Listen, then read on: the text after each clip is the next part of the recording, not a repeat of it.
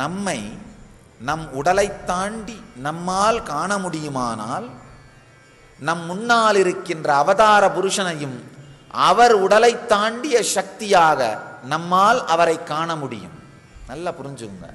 நீங்க உங்களை எப்படி நினைக்கிறீங்களோ அதே மாதிரி தான், அதே நினைவோடு தான் உங்களுடைய குருவையும் பார்ப்பீர்கள். என்னுடைய வாழ்க்கையில் பார்த்துருக்கேன். ஒரு நல்ல வியாபாரி என்னுடைய பக்தராக மாறினார்னா என்னுடைய அட்மினிஸ்ட்ரேஷனை ரசிப்பார். சாமி என்ன அழகா அட்மினிஸ்ட்ரேஷன் பண்றீங்க சாமி, என்ன அழகா நிர்வாகம் பண்றீங்க. ஒரு நல்ல பக்தன் என்னுடைய பக்தனா மாறினா நான் பூஜை பண்ற அழகா ரசிப்பார். என்ன அழகா பூஜை பண்றீங்க சாமி. ஒரு நல்ல பேச்சாளன் என்னுடைய பக்தனா மாறினா என்ன அழகா சொல்றீங்க சாமி.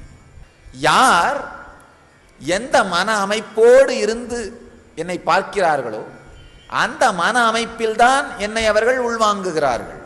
சில பேர் அவங்களுக்குள்ள நிறைய நெகட்டிவிட்டியோட வந்தாங்கன்னா அதே நெகட்டிவிட்டியை என் மேல ப்ரொஜெக்ட் பண்ணி பார்க்குறாங்க.